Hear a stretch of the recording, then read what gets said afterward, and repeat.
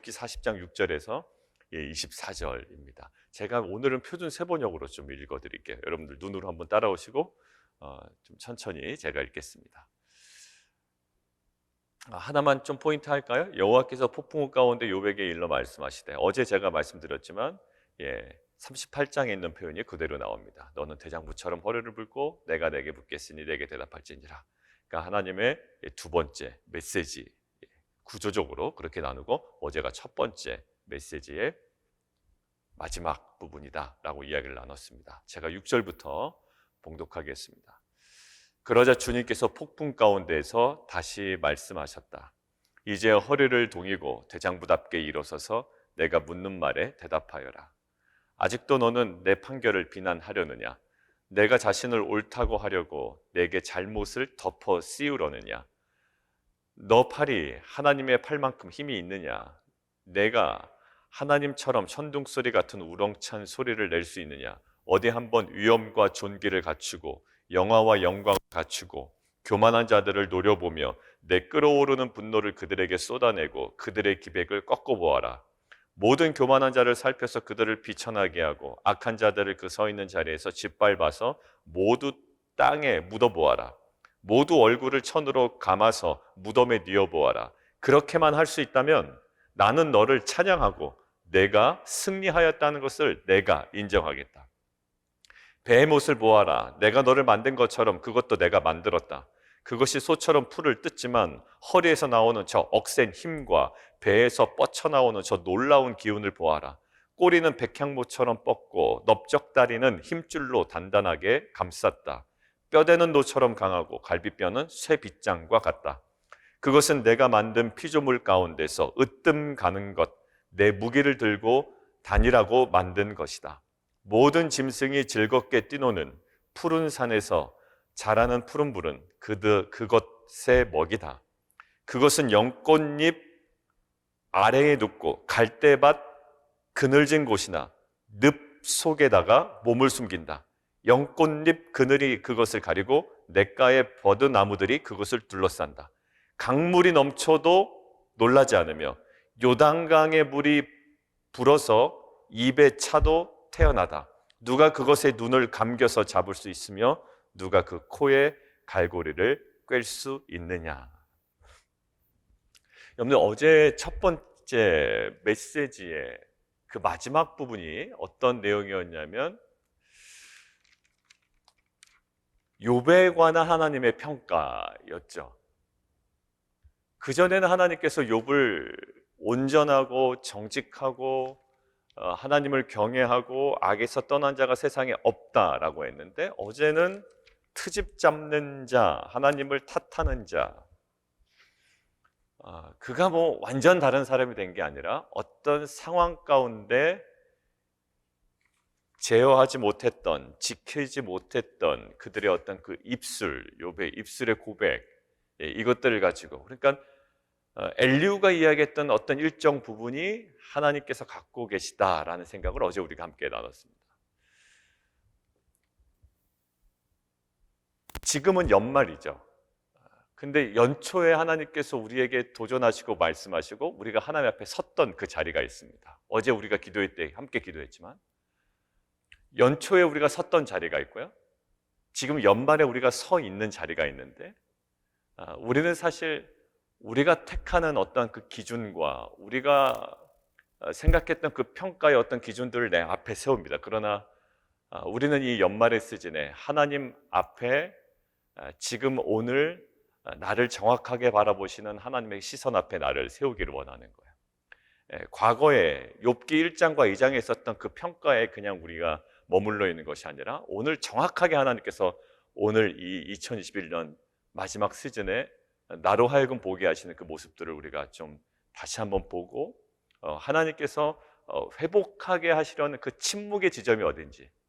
왜냐하면 너무 빠르게 지나가기 때문에 제가 계속 강조드리는 것은 2022년은 그냥 옵니다. 뭐 저희가 노력하지 않아도 오는 거예요. 막 우리가 노력해서 얻는 날이 아니고요. 그냥 옵니다. 근데 그냥 오는데 중요한 건 어떤 마음으로 맞이하는지가 매우 중요한 것 같아요. 그래서 어제 집중했던 것은 침묵의 시간은 뭐다? 리셋하는 시간이다. 욥기 1장 2절의 그 평가에 그냥 우리가 부안해동하지 않아요? 거기에 막 들떠 있지 않아요? 오늘 우리의 모습을 정확하게 보게 하시는 하나님의 그 앞에 저희가 서는 거죠. 자, 오늘은 이제 두 번째 하나님의 메시지입니다.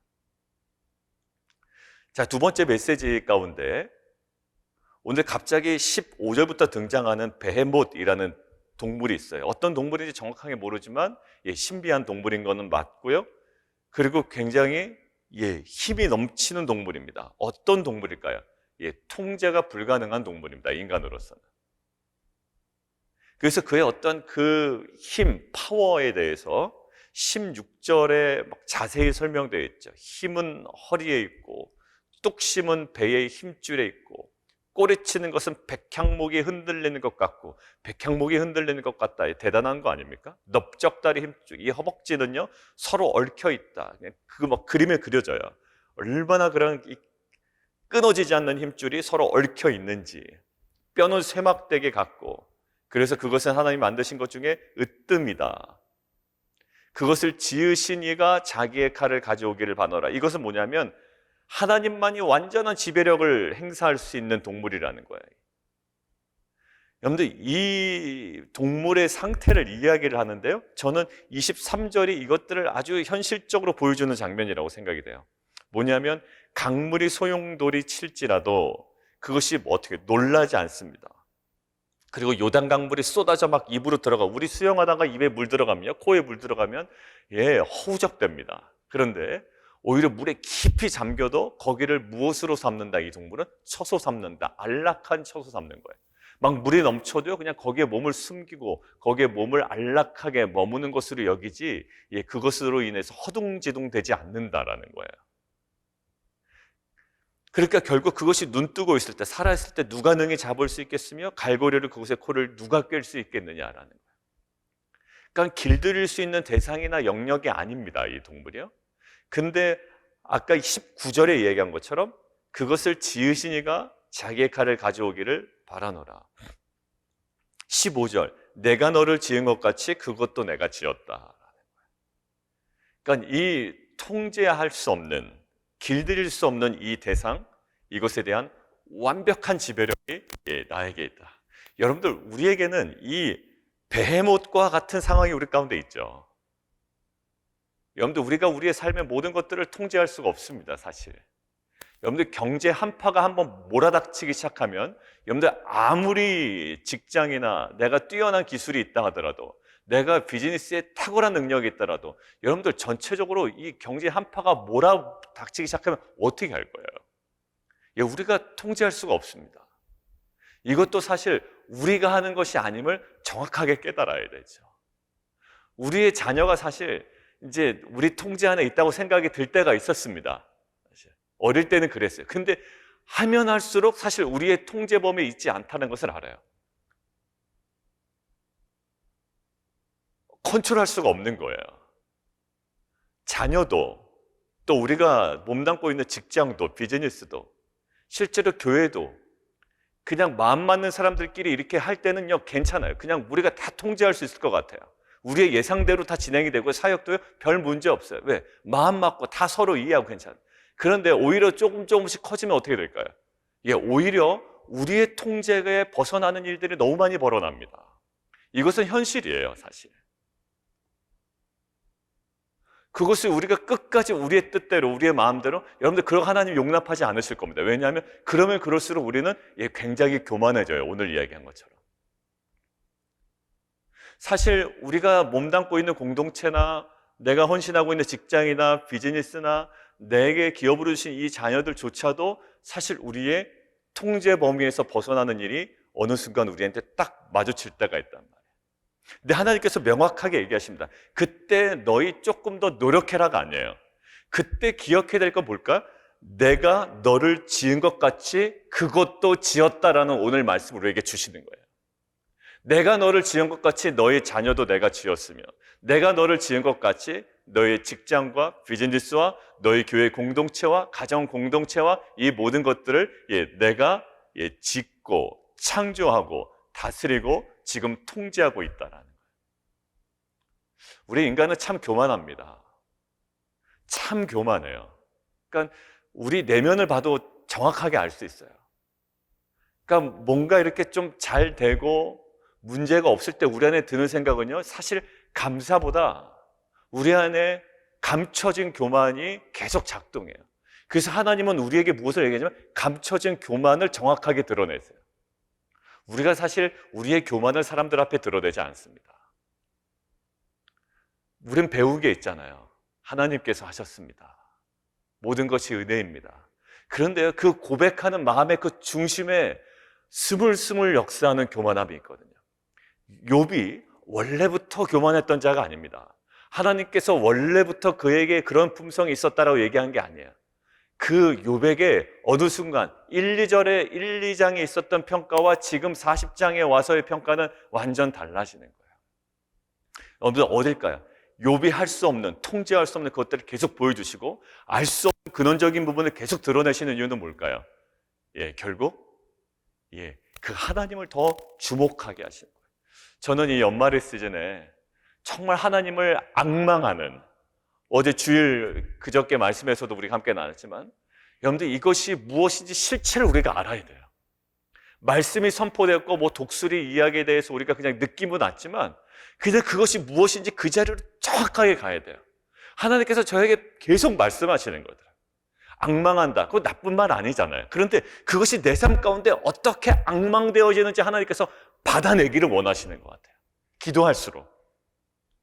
뭐 그거 무슨 나쁜 말이겠으며 하나님의 평가가 그때는 다르고 지금은 다르니 그 앞에서 이거 무슨 뭐 나쁜 말이겠어요. 그런데 하나님은 정확하게 그 자리에 서기를 원하고 거기서 하나님과 교통하기를 원하시고 내가 통제할 수 없다는 사실을 내 중심에서 받아내기를 원하시는 거예요. 아니, 여전히 내가 중심이라는 거예요. 어제도 왕이었죠. 하나님 나라를 다 파괴시키는 내가 왕인 거예요. 여전히 내 직장에, 내 비즈니스에, 내 자녀의 모든 것에 내가 왕이에요. 근데 철저하게 하나님께서 나에게 무엇을 드러내기 원하시면 내가 왕이 아닙니다 라는 것들을 드러내는 거예요. 왜? 내 자녀 문제 가지고 내가 속 썩고 있었거든요. 그것들을 기도하고 내가 원하는 그림과 있었는데 하나님은 그 모든 것들을 전에 그 해결되기 전에 하나님께서 나에게 받아내기를 원하시는 게 있어요. 그 문제 하나님께서 언제 어떻게 종속되지 아니하시고 해결하실 수 있단 말이에요.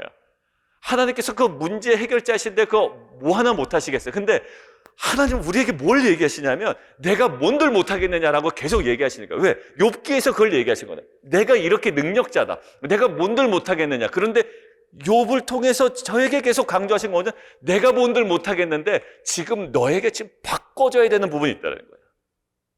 진정한 왕이 누구냐? 나는 내 자녀의 문제가 해결됐으면 좋겠어요. 공동체 문제가 해결됐으면 좋겠고 사역도 조금 더 잘 됐으면 좋겠어요. 그런데 하나님은 그거 잘 되게 하실 분인데도 불구하고 우리에게 정말 너 주인이 누구냐라는 거예요. 너를 지은 것 같이 내가 그것도 지었다라는 이 선언 앞에 우리는 정확하게 서야 됩니다. 그렇지 않으면 교회 공동체 사역을 한다고 하지만 그리고 우리가 자녀에 대해서 기도한다고 하지만 여전히 내가 주인이에요. 그것 때문에 마음 씁니다. 왜? 내가 너무나도 아끼는 거거든요. 내가 주인인데 내가 가슴 아픈 게 더 힘든 거예요. 내가 가슴 아픈 게. 그런데 하나님은 저에게 말씀하실 때 내가 더 가슴 아프다라고 얘기하는 거예요. 저는 공동체 때문에 또 지체 때문에 자녀 때문에 내가 아픈데 하나님은 야, 너 그 생각마저도 내려놓으라는 거야. 내가 더 아프다라는 거야. 뭐 이것들을 네가 컨트롤한다고 생각하고 네가 더 신경을 쓴다고 얘기하지만 아니다. 그것마저도 내려놓고 하나님의 하나님 되심을 계속 강조했던 최근의 메시지처럼 그리고 여호와를 앙망한다는 것이 실체가 무엇인지 만약에 네가 성도들과 함께 나는 여호와를 앙망합니다라는 그 주일 설교를 가지고 성도들과 함께 너의 적용을 나눈다면 어떻게 나눌 거야? 라고 저에게 말씀하시는 거예요. 여러분은 여호와를 앙망한다라는 게 뭐죠? 그러면 그때 메시지가 내용이 뭐였습니까? 주일에 여호와를 앙망한다는 내용의 핵심이 뭐였습니까? 저에게 계속 물어보시는 거예요. 하나님께서 오늘 그 욥에게 단순히 야 이거 너 통제 못하지 그냥 너는 그냥 연약한 자고 아무것도 할 수 없어라는 것이 아니라 어디를 바라보게? 내가 너를 지은 것 같이 내가 그것도 지었다. 결국 하나님의 공의와 하나님의 전능과 하나님의 능력을 바라보게 하시는 거예요. 사실 우리는 쳇바퀴를 도는 신앙생활을 많이 할 때가 있거든요. 왜 그러냐면 돌아가야 할 지점으로 못 돌아가기 때문에. 돌아가야 할 지점을 못 돌아갑니다. 계속 하나님을 갈망하다가 결국 나로 돌아가는 거거든요. 근데 하나님은 계속 하나님께로 돌아가게 하시는 거예요. 그게 뭘까? 일상에서요. 실은 우리가 일상에서 말씀에 계속 우리가 집중하지 아니하고 우리가 거기에 하나님과의 관계에 더욱더 집중하지 아니하면 우리의 그 마음대로 살아가기 쉬운 구조 속에 우리가 살아갑니다. 하나님께서 이 욥기를 마무리하는 이 마지막에, 그리고 욥기가 나중에 뭔가 한마디를 할 거예요, 욥이. 근데 이 모든 과정이 그냥 한마디에 하는 그 텍스트가 우리에게 중요한 게 아니라 이 모든 하나님께서 우리의 신앙생활을 빌드업해 나가시는 거, 지금 계속 욥기를 통해서.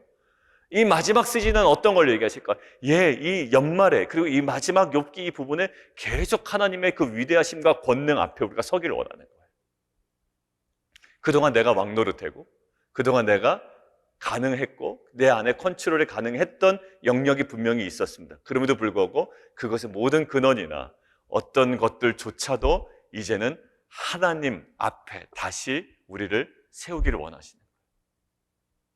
여러분들, 그리고 그 관점에서 오늘 8절 한번 보시겠어요? 8절이에요. 내가 내 공의를 부인하려느냐, 내 의를 세우려고 나를 악하다 하겠느냐. 여러분들, 부인하려느냐, 이거는 파라르라는 히브리어인데요, 깨뜨리고 취소시키고 폐기시키는 거예요. 없는 것처럼 여기는 거거든요. 뭐를 없는 것처럼 여겨요? 하나님의 공의를 없는 것처럼 여기는 거예요. 여러분, 하나님의 공의를 없는 것처럼 여긴다는 게 어떤 형태일까요? 어떤 이미지가 떠오르세요? 하나님의 공의를 없는 것처럼 여긴다. 앞에 부분 제가 묵상한 내용을 먼저 얘기하고 이걸 얘기하는 이유가 있어요. 여러분들, 하나님의 공의를 없는 것처럼 폐기시킨다는 말이 실제로는 우리에게 어떤 삶으로 나타날까요? 우리가 관념적인 얘기하는 게 아니라 이것이 어떤 형태로 나타날까, 우리에게는? 하나님의 공의에 별로 신경 안 쓰는 거예요. 여러분들, 이것이 하나님의 공의를 폐기시키는 겁니다. 하나님의 공의가 뭔지 관심을 갖지 않아요. 그냥 나에게 유익이 되면 그냥 끌고 가, 계속. 여기 하나님의 공의가 있는지 없는지 신경 안 써요. 왜? 나에게 유익이거든. 그리고 내가 또 더 많이 풍성히 얻을 수가 있거든요. 그러니까 여기 하나님의 공의가 있는가, 정말 이 직장과 이 비즈니스, 우리 공동체 하나님의 나라가 있는가 별로 신경 안 써요. 왜요? 내가 지금 많이 누리고 있거든. 나에게 편하거든. 실은 편하면 사실 우리가 어떤 변화를 꿈꾸지 않습니다. 그런데 변화의 동력이 사실 항상 우리는 어떤 요인에 의해서 변화의 동력을 갖고 가냐면 아프면, 불편하면 그래요. 그래서 하나님이 그때 우리를 자꾸 아프게 하시는 거예요. 어디로 돌리기 위해요? 하나님의 공의가 뭔지, 하나님의 마음이 뭔지 알기 위해서. 그러니까 사실 그러니까 문제 해결이 중심이 아니라 그 문제를 통해서 하나님께서 주시려는 메시지가 아까 처음에 얘기했던 그 포인트였던 거예요. 하나님 뭐 하나 쉽게 못할 일이 없잖아요. 그런데 어디에? 우리가 신경을 도대체 안 써요. 하나님의 공의, 하나님의 통치, 하나님의 나라, 하나님 나라의 가치, 이거보다도 그냥 내게 유리하고 나에게 지금 만족이 되면 그냥 그거 고수하고 안주해버리는 거예요. 욥이요, 너가 내 공의를 부인하려느냐, 깨뜨리겠느냐, 취소시켜 폐기시키냐, 어디 가서 막 율법책을 밟고 불지르고 이거 아닙니다. 여호야김처럼 막 불태우고 이런 거 아니에요. 우리가 하나님의 공의를 부인한다라는 것은, 깨뜨린다라는 것은, 취소시킨다라는 것은, 폐기시킨다라는 것은 관심을 전혀 두지 않는 겁니다. 근데 관심을 두지 않을 때 우리의 마음에는 그냥 아무 생각 없이 관심을 안 두는 게 아닙니다. 거기 그 실제가 무엇일까요? 정말 신앙은 끈질긴, 정말 철저한 자기와의 싸움인데, 보십시오. 하나님께서 말하는 내 의를 세우려고 거기 밑줄 그어놨어요. 그건 뭐냐면 무엇 때문에 내 의가 딱 버티고 서 있는 겁니다, 거기. 그러니까 하나님의 공의 별로 신경 쓰지 않는 거예요. 왜? 내 의로 충분하거든. 내 이론으로 충분하고요, 내 법칙으로 충분하고, 내가 해왔던 루틴 충분하거든요. 그러니까 내 의를 세우려고, 나의 의를 세우려고 하나님의 공의 별로 신경 쓰지 않아요. 오히려 폐기시켜요. 자, 욥은 어땠습니까? 욥은요, 하나님을 악하다고 해야 내가 이루어지는 이 입장이 되는 거예요. 왜 그럴까요? 지금 자기가 당하고 있는 고난, 어려움, 친구들이 자꾸 뭐라 그러죠? 본인도 생각하고 내가 악한 구석이 있기 때문에 하나님께서 이렇게 심판하신다라는 거예요. 근데 자기는 악하지 않다라고 생각이 되는 거예요. 그렇지 않다라는 거예요. 그러면 어떻게 얘기해야 됩니까? 하나님을 온전치 못하다고 이야기를 해야 본인이 의롭게 되는 거예요. 이게 지금 하나가 다운이 돼야 하나가 높아지는 거예요. 반비례 관계에 딱 세우는 겁니다. 이 신앙이요, 하나님의 공의와 자기의 의의가 반비례 관계에 있는 거는 굉장히 위험해요. 내가 원하는 그림과 하나님이 원하는 그림과 반비례 관계에 딱 대척점에 서 있을 때가 있습니다. 완전 끝에. 이것이 아브라함이 직면했던 거예요. 왜? 아브라함, 자기가 생각할 때는 이삭 죽이면 안 돼. 근데 하나님은 하나님의 의의가 있어요. 거기에 하나님의 의도가 있다고요. 대척점에 서는 거예요. 여러분들, 신앙은요, 좋을 때 좋은 거는 우리가 주일에도 얘기했듯이 가능해요. 근데 항상 우리는 어떤 말씀을 통해서든지 상황을 통해서든지 딱 요 대척점에 딱 설 때가 있습니다. 욥도 그 지점에 섰던 거예요. 언제가요? 나는 의로웠어요. 전혀 이런 일 당할 입장이 아니야. 근데 이런 입장을 당하니 이렇게 만든 하나님 탓을 해야 내가 원래 자리로 돌아가는 거예요. 자, 결국 그런데 여기서 볼까요? 나를 악하다 하겠느냐라는 거예요. 절대로 해서는 안 되는 일이다라고 얘기하는 거죠. 자, 그런데 이것들을 묵상하는데 10절에 보니까 위엄과 존귀로 단장하여 영광과 영화를 입을지니라. 무엇을 나타내요? 너 하나님의 절대적인, 하나님의 주권을 나타내는 절대적인 속성, 이거 이렇게 할 수 없다라는 말에서 해보라고 하는 거예요. 할 수 없다. 너 교만한 자를 발견하고 낮추고 교만한 자를 발견하여 낮아지게 하고 이거 해봐라. 할 수 없다. 할 수 없다. 근데 결국 지금 욥의 모습에서 우리에게 하나님께서 말씀하시는 모습이 있는데 뭐냐면, 욥은 자신이 깨지고 자신을 부인하고, 그러니까 깨지고 부인되는 것이 누가 되어야 되는데? 내가 되어야 되는데 지금 누구예요? 하나님의 공의를 부인하고 있다고요. 지금 8절에 보면 부인돼야 될 대상이 누구냐면 자기 자신이 깨져야 되고 내 자신이 부인되어야 함에도 불구하고 욥은 자신의 의를 지키려고 하나님을 부인한단 말이에요. 이 자녀의 문제나 직장의 문제나 이 비즈니스의 문제나 이것을 가지고 하나님은 어떻게? 깨지는 거는 내가 깨져야 되는데 오히려 뭐예요? 하나님의 공의를 깨뜨리고 하나님의 공의에 의심을 갖게 되고 하나님께서 일하시는 것에 대해서 오히려 내가 그것을 부인해버리는, 그러니까 전혀 다른 지점에 가 있는 거죠. 나의 관심은 온통 이 해결만 있는데 하나님의 관심은 다른 지점에 가 있단 말이에요. 하나님이 그냥 문제 주셔서 해결해 주신다, 이 패턴으로 우리 신앙생활을 만드는 거 아니에요. 문제를 통해서 하나님은 하나님 되심을 우리 가운데 분명히 나타내시는, 왜? 우리의 완악함이 있기 때문에. 아파야 신발을 갈아 신는다니까요. 안에 있는 돌이 있어야 이거 뭔가 다시 벗어서 다시 신는단 말이에요. 이 하나님께서 모든 이것들을 통해서 리셋을 해놓으시는데 결국 뭐냐면 깨지고 부인되는 것이 내가 됨에도 불구하고 오히려 하나님이 되어버리고 내가 사는 쪽으로 선택을 합니다. 내가 원하는 문제 해결 쪽으로 가는 거예요.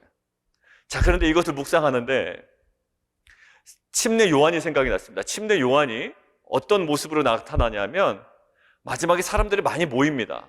많이 모이죠. 근데 그때 어떤 모습이 나타나냐면 충분히 침례 요한의 의도 드러낼 수 있겠고, 왜? 하고 있는 사역이 나쁘지 않기 때문에. 그리고 많은 사람들의 관심도 있어요. 그런데 침례 요한이 요 딱 한마디 하죠. 그는 흥해야 하겠고, 그는 흥해야 하고 나는 어떻게 된다? 쇠하여야 한다. 여러분들, 지금 욥을 지적하는 하나님의 말씀과 전혀 다른 거예요. 우리는 내가 흥하고 싶거든. 이 문제 해결을 통해서 자녀의 문제 해결, 직장의 문제 해결, 이것을 문제 해결해서 결국 여러분들 우리의 중심이 뭡니까? 내가 흥하고 싶은 건데, 이 침례 요한은 뭐냐면 그는 흥하여야겠고 나는 쇠하여야 한다. 흥하다가 뭡니까? 자라나고 성장하는 거예요. 그리고 쇠한다는 것은 감소하고 줄어들고 적어진다라는 거거든요. 여러분들, 이것이 신앙의 굉장히 핵심이었어요.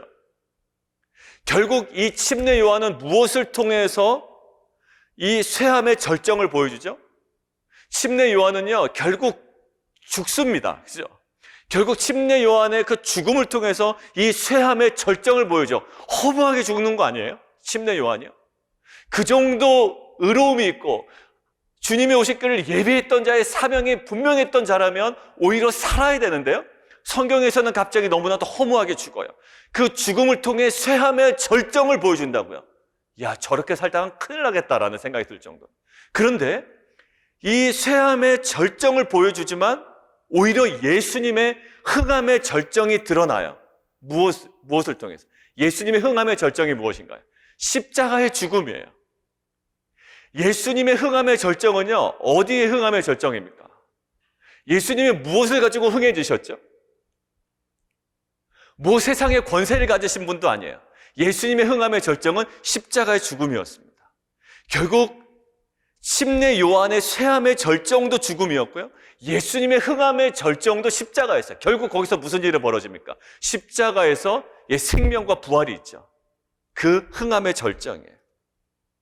결국 십자가를 통해 흥함의 절정을 보여주는데, 이 모든 것들을 침례 요한의 쇠함을 통해 예수님의 흥함이 드러나요. 여러분들 보십시오. 우리는 내가 흥해야 되겠지만 침례 요한을 통해서 하나님께서 오늘 욥을 통해서 말씀하십니다. 오늘 나는 쇠하여야겠고, 드러나야 되는 것은 뭘까요? 하나님의 공예. 내가 판단했던 그 사람이 이렇게 변하는 것이 내가 원하는 그림이지만 나는 오히려 거기서 쇠해지는 거예요. 그 십자가를 통해서 오히려 흥하여지셨잖아요. 죽음을 통해서 쇠함의 절정과 십자가의 죽음을 통해서 흥함의 절정을 보여주셨잖아요. 그 어떠한 세상적인 것도 아니었어요. 다 공통적으로 죽음이었습니다. 여러분들, 십자가를 우리가 묵상하지만 거기에 대해서 우리가 계속 못 들어가는 거예요. 하나님께서 우리에게 다시 얘기합니다. 우리의 의를 버리고 우리는 쇠하여야겠고, 하나님의 공의와 하나님의 통치하심과 하나님의 다스리심이 흥하여야겠습니다. 어디에? 자녀 가운데, 우리의 직장과 비즈니스와 우리 교회 공동체, 우리 가정 공동체 안에. 이것은 그저 연말을 지낸다고 하나님께서 주시는 그냥 무한 선물이 아니에요. 우리에게 어떠한 삶을 요구하시고 그것을 통해서 하나님과 교통하기를 원하시고 하나님의 주권이 그 가정 공동체와 교회 공동체에 다시금 회복되기를 원하십니다. 그동안 우리는 의를 세우려고 했어요. 근데 사도 바울은 회당에서 자신의 의를 세우지 않습니다. 쫓겨나도 거기에 뭐를? 하나님의 공의가 분명히 있음을 압니다. 여러분들, 그 빌립보 감옥에 갇혀있지만 자신의 의로움이 여전히 있잖아요. 왜? 잘못해서 들어온 게 아니기 때문에. 그러나 자신의 의로움 주장하지 않아요. 하나님의 무슨 공의와 통치하심과 다스리심을 더욱더 주목하고 찬양해요. 요셉도요, 억울하게 옥에 갇히고 억울하게 팔렸습니다. 그런데 자신의 의로움에 사로잡혀서 막 굉장히 힘들어하지 않아요. 어느 순간에는요, 뭐를 딱 붙잡습니까? 하나님의 공의 구속사를 딱 붙잡죠. 여러분들, 예수님조차도 십자가에서 나는 끝까지 의로웠다라고 주장하지 않아요. 거기서 무엇을 그 모든 것들을 다 폐기하시고요, 오직 하나님의 공의를 붙잡습니다. 거기서 뭐가 드러날까요? 그 십자가의 죽음에서 하나님의 진정한 공의가 드러나게 되죠. 여러분들, 우리는 너무나도 쉽게 그냥 얻어내는 거에 만족해요. 그러나 하나님은 뭘까요? 우리가 무엇인가를 얻어내는 것이 아니라 우리가 정말로 그 신앙하기를 원합니다. 인정하기를 원하시는 거예요. 무엇? 나의 의를 세우려고 했던 것을 내려놓고 내가 오히려 하나님의 공의에 전혀 관심이 없었던 우리의 시선을 다시금 그 하나님의 관심과 하나님의 공의와 하나님의 통치하심 속에 우리의 모든 시선이 회복되기를 원하세요. 2022년이 정말로 하나님의 그 철저한 다스리심 속에 정말 인도함을 받아 그 하나님의 통치와 다스리심과 공의만이 나타나는 귀한 공동체와 우리 모든 성도들의 삶이 되기를 원합니다. 우리 함께 기도하며 나아가도록 하겠습니다.